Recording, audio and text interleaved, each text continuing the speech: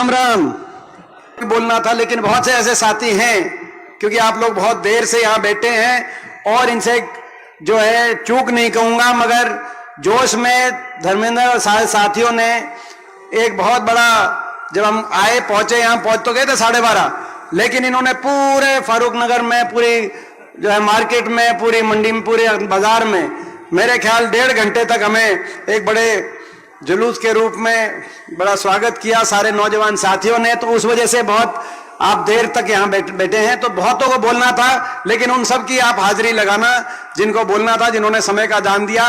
एक बार उन सब के लिए एक बार हाथ जोड़ के ताली, जो अपना जो सारे बोलना चाह रहे थे लेकिन सबने समय का दान दिया है। हमारे भाई अनिल पालावास जी, इनको भी बोलना था, ये बड़े अच्छे वक्ता हैं। हमारे गजय सिंह कबलाना जी, सुनीता वर्मा पे विशेष तौर पे, जिनके आज आयोजन में हम लोग यहाँ पहुंचे हैं, जिन्होंने बड़ी मेहनत करी, जिनकी तबीयत भी पिछले 3 दिन से बहुत खराब, और ऐसी खराब थी कि ऐसा लग रहा था कि खुद भी इतनी तैयारी करने के बाद इस सभा में पहुंच पाएंगे कि नहीं पहुंच पाएंगे। और मेरे बड़े विश्वास पात्र साथी हैं हमारे भाई धर्मेंद्र जी, जिनको मैं बहुत बहुत बधाई देना चाहता हूं, बहुत बहुत मुबारकबाद देना चाहता हूं कि आज फारूक नगर में इतनी बड़ी सभा, किसी जिले के मुख्यालय पे तो सभा हो सकती है पूरा जिला जोर लगाए, लेकिन फारूक नगर के अंदर इतनी बड़ी सभा जो आपने अपने प्रयासों से और सभी के सहयोग से जो आज यहाँ पर इस सभा कराने का काम किया, आप भी बधाई के पात्र हैं। और आप सब जो इस सभा में शामिल हुए, मैं आप सबको भी बहुत बहुत इस अवसर पर शुभकामनाएं देता हूं, बधाई देता हूं और मैं धन्यवाद देता हूं कि आपने इतनी बड़ी संख्या में यहाँ पहुंचकर हमारा हौसला बढ़ाने का काम किया है। क्योंकि आपको पता है हम लड़ाई लड़ रहे हैं, और जब ये लड़ाई ऐसी सरकार से लड़ रहे हैं, बीजेपी के पास 2-2 सरकारें हैं, एक दिल्ली में, एक चंडीगढ़ में है, 2-2 पार्टियां हैं, बीजेपी भी है, जेजेपी भी है, सत्ता बल भी इनके पास है, धन बल भी इनके पास है, मीडिया बल भी इनके पास है, तंत्र बल भी इनके पास है। हमारे पास कुछ है इस लड़ाई लड़ने में, तो आपका आशीर्वाद और आपका दिया हुआ हौसला है, जो आज आपने बहुत हौसला हमारा बढ़ाया है। मैं आप सबका बहुत बहुत धन्यवाद करता हूं और मैं विश्वास दिलाता हूं ये आपका आशीर्वाद रंग लेके आएगा, हरियाणा में बदलाव लेके आएगा, ऐसा मैं आज आपको विश्वास दिलाता हूं। जो आपने यहां पर पहुंचकर जो आपने सहयोग किया है, ये सहयोग खाली हाथ नहीं जाएगा। अगले कुछ महीने के बाद हरियाणा में कांग्रेस पार्टी की सरकार लेके आएगा, आपकी सरकार लेके आएगा, ये मुझे आज मैं विश्वास के साथ आप कहता हूं। और मैं क्यों इस विश्वास से कह रहा हूं, क्योंकि इस सरकार का कार्यकाल आपने देख लिया 2014 से लेकर अब तक। 2014 में बड़े बहुमत से सरकार बनी, केंद्र में भी और हरियाणा में भी। हम हरियाणा की बात करें तो हरियाणा में भाजपा को पहली बार बहुमत मिला, खट्टर सरकार बनी। 2019 में खट्टर दुष्यंत सरकार बनी। लेकिन इस सरकार के जब अब 4 महीने शेष बचे हों, 4 ही महीने बचे हैं, क्योंकि 1 महीने के बाद लोकसभा चुनाव है कि नहीं है, मैं पूछना चाहता हूं। 1 महीना जनवरी गई, फरवरी बची है, और 30 मई को देश की सरकार का गठन होता है। पिछली बार 30 मई को प्रधानमंत्री जी ने शपथ ली थी, तो उसके बाद जून, जुलाई और अगस्त, सितंबर में फिर इलेक्शन। अगर टाइम पे भी होंगे तो इनके पास बिना आचार संहिता के 4 महीने से कम का समय इनके पास बचा है। तो जब 4 महीने बचे हों, किसी सरकार का तो तराजू पे तोलकर फैसले करने का जनता का समय आ जाता है कि इन्होंने कैसा काम किया। हरियाणा में खट्टर साहब ने कैसा काम किया, लोगों की सुनवाई की नहीं की, लोगों का सम्मान किया नहीं किया, योजनाबद्ध तरीके से विकास किया कि नहीं, हरियाणा को आगे लेके गए कि नहीं गए, भाईचारा खुशहाली हरियाणा में आई कि नहीं आई, ये सारी बातों को तोल के फैसला करने का समय आता है। इनको लगभग 10 साल हो गए। इन 10 साल में इनका ये रिपोर्ट कार्ड है कि जो हरियाणा 2014 से पहले, अगर हम याद करें कांग्रेस पार्टी की सरकार के समय, जो हरियाणा विकास दर में देश में नंबर 1 था, प्रति व्यक्ति आय में हम नंबर 1 थे, प्रति व्यक्ति निवेश में नंबर 1 थे, खिलाड़ियों के सम्मान में नंबर 1 थे, किसान के हितकारी फैसले और गरीब कल्याणकारी की योजनाओं में देश में हरियाणा का नाम आता था, और कानून व्यवस्था में देश में सबसे सुरक्षित प्रदेश हरियाणा माना जाता था। आज वही हरियाणा 10 साल की इस खट्टर दुष्यंत सरकार के बाद देश में विकास दर में तो 17वें नंबर पे है, और ये केंद्र सरकार बता रही है, नीति आयोग, देश में नंबर 1 पे अगर पहुंच गया तो आज बेरोजगारी में देश में नंबर 1 पहुंचा दिया इस सरकार ने। हर घर में एक पढ़ा लिखा नौजवान, शिक्षित नौजवान, आज बेरोजगारों की फौज खड़ी हो गई हरियाणा के अंदर। सरकारी नौकरी समाप्त कर दी गई, या तो समाप्त कर दी गई 2 लाख से ज्यादा पद हरियाणा में। केंद्र सरकार में भी बड़ी बड़ी जो पीएसयू हैं उनको बड़े उद्योगपतियों के हवाले कर दिया गया। एयरपोर्ट, पोर्ट, रेलवे, हर जो पीएसयू जो बने 75 साल में, वो एक बड़े उद्योगपति समूह के हवाले कर दिया गया। तो सरकारी नौकरी ना तो केंद्र सरकार में, ना रेलवे की भर्ती निकलती, ना फौज में जो पक्की भर्ती हर साल 5,500 पक्की भर्ती होती थी हरियाणा से देश की आजादी से लेकर 2019 तक। आज वहां 5,500 के बजाय पिछले साल अग्निवीर लिए गए, केवल 914 अग्निवीर लिए गए हरियाणा से 2 साल के गैप के बाद। जिन 914 में से आपको पता है मात्र 210 पक्के किए जाएंगे, बाकी बिना पेंशन के अगले साल घर लौट जाएंगे। ऐसी स्थिति बना दी। आज प्रदेश के अंदर सबसे ज्यादा बेरोजगारी, क्योंकि नौकरी समाप्त कर दी सरकारी नौकरी। प्राइवेट के अंदर उतना निवेश हुआ नहीं जिस रफ्तार से निवेश होना चाहिए था, ना प्राइवेट में ना सरकारी में। और फिर भी सरकारी जो नौकरी निकलती है 5 साल तक कोई सरकारी नौकरी जो निकली, या तो भर्ती घोटालों की भेंट चढ़ गई। एचपीएससी के दफ्तरों में मुख्यमंत्री के जो लगाए हुए सचिव, उनके पास 1.5-2 करोड़ रुपए की बरामदगी हुई। या लिस्ट अगर फिर भी आ गई 30 भर्ती घोटालों, 30 पेपर लीक घोटालों के बावजूद कोई लिस्ट निकल गई, तो हरियाणा से ज्यादा हरियाणा के बाहर के बच्चों का उसमें अवसर मिला। हरियाणा के बच्चों को ना बाहर के किसी प्रदेश में अवसर मिल रहा, और हरियाणा में लिस्ट निकल रही है। एसडीओ की लिस्ट आई, 80 में से 78 बच्चे बाहर के, 2 हरियाणा के मात्र। एसडीओ इलेक्ट्रिकल की 2021 में लिस्ट आई, 99 में से 77 बाहर के, 22 हरियाणा के। इस साल असिस्टेंट प्रोफेसर की लिस्ट आई, 156 में से 53 बच्चे हरियाणा के, 103 बाहर के। अभी बीडीओ की लिस्ट आई, ब्लॉक डेवलपमेंट पंचायत अफसर, पंचायत में काम करना है, 7 में से 5 बाहर के। कोई कहीं से कोई कहीं से। हरियाणा के बच्चे पंचायत अफसर यूपीएससी में नंबर 1 आएंगे, लेकिन हरियाणा की लिस्ट में हरियाणा का नंबर नहीं। आखिरी साल ग्रुप सीडी निकालते हैं चुनाव से कुछ महीने पहले, नहीं तो सीटी के इम्तिहान लेते हैं, लेकिन कोई रोजगार देने का काम नहीं करते। बेरोजगारी में देश में नंबर 1 हरियाणा बन गया। जो हरियाणा पहचान बदल दी खट्टर साहब ने हरियाणा की। जो हरियाणा दूध दही का खाना था, हरियाणा खेल खिलाड़ियों का हरियाणा था, आज नशे में देश में नंबर 1 बन गया, बेरोजगारी में देश में नंबर 1 बन गया। ऐसी स्थिति आज इस सरकार के अंदर। हरियाणा प्रदेश को विकास की पटरी से उतार दिया। बेरोजगारी में नंबर 1, महंगाई में नंबर 1, सबसे महंगा डीजल पेट्रोल, क्योंकि वैट सबसे ज्यादा लग गया हरियाणा में। सबसे महंगा डीजल पेट्रोल, रसोई गैस का सिलेंडर। खट्टर साहब मैं पूछना चाहता हूं हरियाणा में क्यों है? और सबसे महंगा बिजली का बिल हरियाणा में क्यों है? एक एक घर में हजारों का बिजली का बिल आ रहा है कि नहीं आ रहा? मैं आपसे पूछना चाहता हूं। बिजली का बिल आ रहा है एक एक घर में। सबसे महंगी बिजली हरियाणा के अंदर। अदानी जैसे समूह से समझौता बदल दिया। हमारी सरकार के समय जो समझौते पे जिस रेट पे बिजली मिलनी थी, उसकी बजाय महंगी रेट पे उसको समझौते का बदल के खुले में भ्रष्टाचार को अंजाम देने का काम इस सरकार ने कि कहां किया आपके। और जब हमारी सरकार थी, आपको याद होगा, हरियाणा में बिजली की पूर्ति के लिए 4 बड़े बिजली के थर्मल के कारखाने हरियाणा में स्थापित किए गए थे बिजली की, ताकि पूरी पूर्ति और सस्ते में बिजली मिले। आज वही पिछले 10 साल में बताइए सरकार, क्या बिजली की उपभोक्ताओं में वृद्धि नहीं हुई या बिजली की कोई जरूरत बढ़ी नहीं? जब जनसंख्या बढ़ रही है, लोगों के जीवन स्तर को में उछाल आ रहा है, तो बिजली भी ज्यादा। लेकिन एक भी कोई बिजली का पैदा करने का कारखाना स्थापित नहीं किया गया हरियाणा में, बल्कि अदानी जैसे समूहों से महंगी बिजली लेकर आज देश में सबसे महंगी बिजली, सबसे ज्यादा बेरोजगारी, सबसे ज्यादा आज महंगाई। मगर दुख की बात यह है कि सबसे ज्यादा भ्रष्टाचार भी इसी सरकार में, सबसे ज्यादा भ्रष्टाचार। क्योंकि आपको याद होगा, यह सरकार दोबारा नहीं बननी थी। पिछली 2019 में हरियाणा प्रदेश में जब केंद्र का नतीजा आया, तो लोकसभा का नतीजा देखकर बीजेपी ने नारा दे दिया खट्टर साहब ने कि अब की बात हरियाणा में जाएगी बीजेपी 75 पार। आपको याद होगा 75 पार का नारा दिया था कि नहीं दिया था? मगर उस नारे को लोगों ने अस्वीकार किया। लोग उस सरकार से दुखी थे, पिछली सरकार खट्टर सरकार से भी दुखी थे। इनके 14 मंत्री मैदान में आए, 14 में से 12 मंत्रियों को वापस विधानसभा लोगों ने नहीं भेजा, केवल 2 ही मंत्री पहुंचे।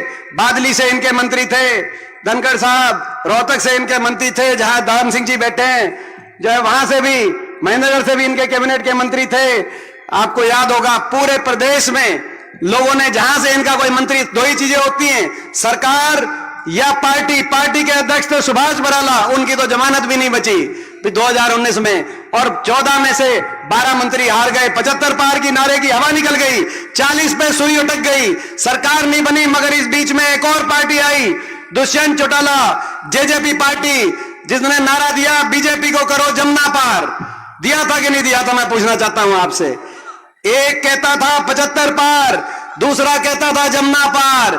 इलेक्शन का नतीजा आते ही दोनों बन गए जमा पक्के यार, दोनों बन गए पक्के यार। लोगों के आंख में धूल झोंक के ऐसी स्थिति बनी हरियाणा के अंदर, दोनों बन गए और हरियाणा बना दी भ्रष्टा का। लोगों को कह दिया 5100 बुढ़ापा पेंशन पे समझौता कर रहे हैं। मैं पूछना चाहता हूं 5 साल के बाद अब 4 महीने बचे हैं, वो 5100 पेंशन आई या नहीं आई? मैं आपसे पूछना चाहता हूं। ये धोखा है, लोगों के साथ विश्वासघात है। कहा था कि 5100 बुढ़ापा पेंशन पे समझौता कर रहे हैं, कहा था कि हरियाणा के बच्चों को फैक्ट्रियों में रिजर्वेशन पे धोखा कर रहे हैं, मगर ना वो लागू हुआ ना 5100 पेंशन आज आई। अगर जो है आई तो भ्रष्टाचारी सरकार आई। समझौता 5100 की पेंशन का नहीं था, समझौता हरियाणा को लूटने का था।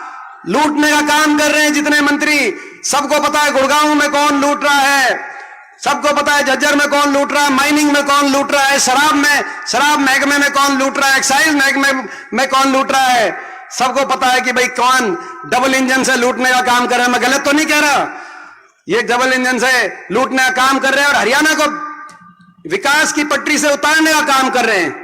5 साल केवल लूट। मैं पूछना चाहता हूं, जो हमारी सरकार थी, हरियाणा प्रदेश में 250 किलोमीटर की रेल की लाइन बिछी थी, आपके समय 1 भी इंच रेल की लाइन क्यों नहीं पूछी? मैं पूछना चाहते हैं हम, जब हमारी सरकार थी तो हरियाणा में 81 किलोमीटर मेट्रो का विस्तार हरियाणा में हुआ था। गुड़गांव, फरीदाबाद, बहादुरगढ़, बल्लभगढ़ मेट्रो से जुड़े थे।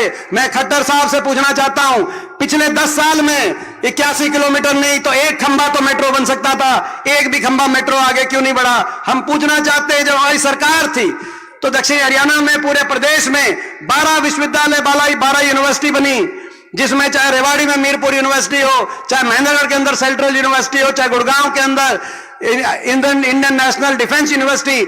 मैं पूछना चाहता हूं, आपके समय 1 भी नई यूनिवर्सिटी हरियाणा प्रदेश में क्यों नहीं बनी? हम पूछना चाहते हैं, जब हमारी सरकार थी 4 बिजली के थर्मल कारखाने हरियाणा की बिजली आपूर्ति के लिए बने। मैं पूछना चाहता हूं, आपके समय 1 भी कोई बिजली का कारखाना क्यों नहीं बना? विकास का कोई एक काम, मेट्रो का कोई एक खंबा, कोई एक यूनिवर्सिटी, कोई एक बड़ा औद्योगिक क्षेत्र आप बताओ किसी गांव में, शहर में। मैं फारूक नगर वाले से पूछना चाहता हूं, जब हमारी सरकार थी तो एक तरफ का ये पूरी रोड झज्जर से फारूक नगर होकर गुड़गांव वाली रोड, एक तरफ का बाईपास मंजूर करा के हम गए थे और इस पे सड़क बनवा के गए थे। मैं पूछना चाहता हूं आपसे कि इस सरकार में एक तरफ का बाईपास हमने बनवा दिया था तो 10 साल में दूसरी तरफ का भी बाईपास बनाकर सर्कल रोड बनवानी चाहिए थी कि नहीं चाहिए थी? मैं पूछना चाहता हूं। मगर चिंता मत करो, 4 महीने की बात है, पिछली तो एक तरफ का बनवा गए थे, फारूक नगर का सरकार आते ही दूसरी तरफ का भी बाईपास बनवा के सर्कल बनवाने का काम हम करेंगे। हम पूछना चाहते, विकास की पटरी से उतार दिया, केवल भ्रष्टाचार, हरियाणा को लूटने में लगे एक के बाद एक घोटाले। शराब घोटाला तो कोरोना के टाइम भी आया, नाम कुछ दे रहे थे मगर असली बात थी कि घर घर शराब पहुंचाएंगे। कोरोना के टाइम आपको याद होगा कितना बड़ा घोटाला आपके सामने आया। नाम अभी कह रहे थे कप्तान साहब कि भाई जो है भगवान राम की बात कर रहे थे। ये कप्तान साहब मैं बताऊं, ये लेते हैं, ये बोलते हैं जय श्री राम, लेकिन बोले जय श्री राम मगर करेंगे हम जनता को लूटने का काम। हम भी बोलेंगे जय श्री राम, बोलो जय श्री राम भाई, हम भी बोलेंगे जय श्री राम, लेकिन करेंगे हरियाणा को देश में सबसे आगे लेके जाने का काम। ये हमारा जो है मैं समझता हूं संकल्प है। तो ये आज हरियाणा प्रदेश को विकास की पटरी से इन्होंने उतारा। मगर उससे भी बुरी बात, अहंकार। इस सरकार में इतना अहंकार, 10 साल की इस सरकार में मैं समझता हूं कि कोई ऐसा वर्ग नहीं हरियाणा में जो इनके अहंकार का शिकार ना हुआ हो। कर्मचारी ओल्ड पेंशन स्कीम मांगने गए, उन पे लाठीचार्ज। सरपंच अपने हकों के ले गए, उन पे लाठीचार्ज। किसानों ने 3 कानूनों के विरोध किया तो 750 किसानों को अपनी जान गंवानी पड़ी, उनका तिरस्कार। हमारी बेटियां, हमारी पहलवान बेटियों ने अपनी मान सम्मान और इज्जत की बात करी, ये वो देश है जहां दुश्मन की बहन बेटी की इज्जत को भी अपनी बेटी की इज्जत समान माना जाता है। ये वो देश है जहां महाभारत का युद्ध हुआ, जो अपनी बहन बेटी की इज्जत की बात आई तो महाभारत का युद्ध हुआ इस देश में। ये धर्म का देश है, न्याय का देश है। इस देश में जो हमारी बहन बेटियों ने अपनी जो है न्याय की मांग करी तो उनको दिल्ली की सड़कों पर घसीटने का काम किया। ये अहंकार नहीं तो और क्या है। 10 साल से मुख्यमंत्री जी कहीं गए नहीं, किसी गांव में, किसी क्षेत्र के अंदर। चंडीगढ़ से सरकार चलाई, जो कोई बोलता है उसी के। मगर अब आखिरी वर्ष जब चुनाव का साल है तो चुनाव के साल में जन संवाद के नाम से लोगों के बीच में जा रहे हैं, और जहां जा रहे हैं जो कोई उनसे सवाल पूछता है उसी को निशाने पे लेते हैं। एक महिला ने कहा कि इतनी बेरोजगारी हो गई, यहां फैक्ट्री लगवा दीजिए। तो बोला आपको बिठा के चंद्रयान में आपको चांद भिजवा देते हैं वहां पर। आपने देखा होगा एक जगह सिरसा में एक नौजवान खड़ा हुआ तो कहा कि किसान की समस्या है। बोला तो ये दूसरी पार्टी का लगता है, इसकी पिटाई करवाओ। इतना घमंड। पिटाई कराने का अधिकार तो किसी सरकार में, किसी मुख्यमंत्री या किसी मंत्री के हाथ में किसी ने दिया नहीं। इतना काम तो किया नहीं खट्टर साहब, मगर घमंड 7वें आसमान पे। भाई ये आप, मैं समझता हूं कि ये आज हम कण कण में हमारे भी राम है, और राम ने जो लड़ाई लड़ी थी वो अहंकार तोड़ने की लड़ाई लड़ी थी। लंका जाके अहंकार चकनाचूर किया गया था। आपका अहंकार भी, ये राम का देश है खट्टर साहब, यहां आपका अहंकार भी ज्यादा लंबा नहीं चलेगा। हरियाणा आपके अहंकार को भी तोड़ने का काम करेगा, ये मैं कहना चाहता हूं अहंकार में। मगर हमारा संकल्प है। पिछली बार तो फर्क रह गया था 3900 वोटों का कांग्रेस में और बीजेपी में। 3900 वोट अगर कांग्रेस की ज्यादा आती तो हमारी 36 सीट आती हरियाणा में, बीजेपी 35 पे रह आती। मगर छल हो गया, जेजेपी वाले आ गए। पहले तो मैं चुनौती देता हूं जेजेपी वालों को, आपकी 10 सीट आई थी, आप जोर लगाना ना हरियाणा प्रदेश में अपने उम्मीदवार जहां खड़े हैं आप कर लेना। आप मान लेना, ये मैं चुनौती दे रहा हूं आपको, जेजेपी को, दुष्यंत चौटाला को। आप 1 सीट से हरियाणा में जमानत नहीं बचा पाओगे, ये मैं आज चुनौती दे रहा हूं। आपने विश्वासघात किया लोगों के साथ, आपने जमुना पार का नारा देकर बीजेपी को समर्थन दिया, आपने 5100 की पेंशन देकर बड़े बुजुर्गों के साथ धोखा दिया। आपके विश्वासघात का बदला लेंगे, वोट की चोट से लेंगे, जमानत नहीं बचेगी। और मैं चुनौती देना चाहता हूं, हरियाणा में भी सरकार आपके आशीर्वाद से बनेगी। 4 महीने के बाद हरियाणा में सरकार आपके आशीर्वाद से बनेगी, और आते ही हरियाणा को हम संकल्प, आज ये जो प्रोग्राम है घर घर कांग्रेस, इस प्रोग्राम के माध्यम से लोगों के बीच में हम अपने संकल्प लेके जा रहे हैं। हरियाणा को दोबारा से विकास, खुशहाली के मामले में हरियाणा में देश में सबसे आगे जाए। हरियाणा ऐसा विकसित हरियाणा बने, हरियाणा के हर नौजवान को हरियाणा में हम एक स्वर्णिम भविष्य दे पाए। और हम संकल्प लेते हैं, हमारे संकल्प आपके बीच में मैं जरूर बताना चाहता हूं ताकि आप उन संकल्पों को लेकर एक एक जगह आप पहुंचे। पहला संकल्प है, बड़े बुजुर्गों के साथ विश्वासघात का बदला लेंगे। हरियाणा में कांग्रेस पार्टी की सरकार बनते ही पहली कलम से 6000 बुढ़ापा पेंशन देने का काम करेंगे 4 महीने के बाद, और एक घर में 6000 2 पेंशन आएंगी। तो मेरे काका काकी से मैं कहना चाहता हूं, मैं ताऊ ताई बैठे हैं यहां पर, आपकी पेंशन आएगी, 2 पेंशन आएगी तो एक तनख्वाही आ जाएगी, ये आप मान के चलना। 4 महीने की बात है।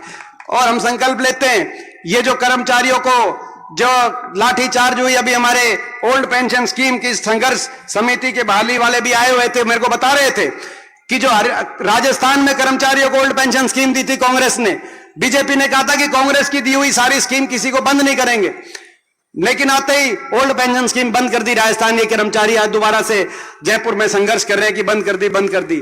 मैं कर्मचारियों कहना चाहता हूं, हरियाणा में खट्टर सरकार जाएगी, हुड्डा साहब के नेतृत्व में कांग्रेस की सरकार आएगी, और सरकार आपकी ओल्ड पेंशन स्कीम बहाल करने का काम करेगी। आते ही हम कर्मचारियों को कहना चाहते हैं, आज आपने भ्रष्टाचार करके देश में सबसे ज्यादा महंगी बिजली, जब हिमाचल में कांग्रेस पार्टी की सरकार 300 यूनिट फ्री बिजली दे सकती है, कर्नाटक में हमारी कांग्रेस पार्टी की सरकार 200 यूनिट बिजली फ्री दे सकती है, हरियाणा में आपने अदानी समूह से समझौता करके देश में सबसे ज्यादा महंगी, आज गरीब की कमर तोड़ने का आप काम कर रहे हैं। आपकी ये भ्रष्टाचारी सरकार जाएगी, और कांग्रेस की सरकार आते ही हरियाणा के हर बिजली उपभोक्ता को महंगाई में राहत 300 यूनिट फ्री बिजली दिलवाने का काम करेंगे। हम आज कहना चाहते हैं, ताकि हर घर में, ताकि ये जो इन्होंने जो लूट मचाई है उससे राहत मिले। हम संकल्प लेते हैं, हमारे 100-100 गज की प्लॉट की स्कीम गरीब को 100-100 गज के प्लॉट, हमारे सरकार में 4 लाख परिवारों को 100-100 गज के प्लॉट मिले थे, लेकिन इन्होंने स्कीम भी बंद कर दी। जहां प्लॉट नहीं मिले, जिन वंचित परिवारों को उनको प्लॉट आगे नहीं मिले, जहां मिले उन पे ना मकान बने, ना उन पे कोई उन कॉलोनियों का विकास हुआ। 100-100 गज की प्लीज स्कीम दोबारा शुरू करेंगे। जो परिवार वंचित रह गए थे, हमारे गरीब वर्ग के परिवार, हमारे एससी वर्ग के परिवार, हमारे बीसीए समाज के परिवार, हर वंचित परिवार को 100 गज का प्लॉट दिलवाने का काम करेंगे और 100 गज के प्लॉट पर 3.5 लाख की सरकारी सहायता से इंदिरा आवास योजना का मकान बनवाने का काम करेंगे। जाइए, हम आज ये भी हम संकल्प लेना चाहते हैं। हम संकल्प लेना चाहते हैं, आज जो है महंगाई, जो 400 रुपए में सिलेंडर था, आज वो कितना हो गया, 1100 रुपए में सिलेंडर पहुंच गया। 1000 के आसपास रहता है, कभी ऊपर नीचे। जबकि दुनिया में अंतर्राष्ट्रीय क्रूड बाजार के अंदर तेल, कच्चे तेल की कीमत इतनी सस्ती हो गई, मगर सबसे महंगा डीजल पेट्रोल सिलेंडर आज गैस का हरियाणा में और हिंदुस्तान। तो भाई ये सिलेंडर जो 400 रुपए में था, अपनी सरकार आते ही सारी हमारी महिलाएं बैठी, मातृशक्ति, भाई हर गृहिणी को, हर माता बहन को 500 रुपए में सिलेंडर दिलवाने का काम करेंगे। हम ये संकल्प लेते हैं। हम संकल्प लेते हैं, किसान को न्यूनतम समर्थन मूल्य की गारंटी दिलवाने का काम करेंगे, खेल खिलाड़ियों को उचित मान सम्मान दिलवाने का काम करेंगे, और नौजवान को हरियाणा के अंदर काम दिलवाने का काम करेंगे। जो हरियाणा में सारी नौकरी समाप्त हो गई, सरकारी नौकरी, उनको बहाल करने का काम करेंगे। और हरियाणा में आपकी सरकार बनेगी तो देश में हरियाणा, जो देश की फौज में जो हरियाणा का योगदान है, उसको देखते हुए हम लड़ाई लड़ेंगे इस अग्निपथ योजना को वापस लेके, और दोबारा से फौज में पक्की भर्ती शुरुआत करने के लिए केंद्र सरकार से भी लड़ाई लड़ेंगे। मगर उस सब के लिए आपका साथ और आपका सहयोग, इस सब के लिए आपके साथ की और सहयोग की आवश्यकता है। मैं आपसे पूछना चाहता हूं कि भाई इसमें आपका साथ और सहयोग, पूरा आशीर्वाद एक बार मिलेगा तो एक बार हाथ खड़ा करके बताओ भाई, साथ और सहयोग। जहां तक फारूक नगर की बात, ये मैं समझता हूं कि ये इलाका, ये विकास से, आपको याद होगा जब ये एमईटी यहां पर, जब हमारी सरकार बनी, ये एमईटी की बात हो, बाड़सा के अंदर एम्स कॉम्प्लेक्स की बात हो, पूरा इस कॉरिडोर को विकसित करने के लिए एक योजनाबद्ध तरीके से हम आगे बढ़े थे। कई और योजनाएं थी, ट्रेन रेल की बात थी, फारूक नगर में कनेक्टिविटी की बात थी, दिल्ली से कनेक्टिविटी जोड़ने की बात थी। वो सारी की चीजें, एक तरफ का बाईपास बन गया, दूसरे तरफ का बाईपास बनाने की बात, वो विकास की सारी परियोजनाएं उधर की उधर जहां थी वहीं है, उसके आगे इस सरकार ने कुछ बढ़ाया नहीं। दोबारा से विकास का पहिया घूमेगा, फारूक नगर के दूसरी तरफ का बाईपास भी आएगा, यहां पर स्टेडियम भी आएगा, कॉलेज भी आएगा, मेट्रो भी आगे बढ़ेगी, और भाई दोबारा से हरियाणा देश में आगे विकास में जाएगा। ये हम संकल्प लेते हैं। इस संकल्प में, मगर इस बार मुझे पूरा विश्वास है कि भाई ये जो गुड़गांव जिले की सारी सीट है, पहले लोकसभा का चुनाव है और फिर विधानसभा का चुनाव, इस बार गुड़गांव जिले से पूरा साथ और सहयोग। और मैं बधाई देना चाहता हूं हमारे भाई धर्मेंद्र को, क्योंकि भाई जब इसने प्रोग्राम लिया, पिछली बार भी प्रोग्राम किया था, पिछले प्रोग्राम में कौन कौन था, एक बार हटा के बताइए भाई, पिछले प्रोग्राम में कौन कौन था। तो भाई देखो, दोनों ने हाथ खड़े किए, इसका मतलब आज का प्रोग्राम पिछले से दुगना है। तो भाई पिछली बार से भी दुगना प्रोग्राम। और जो हम मार्केट में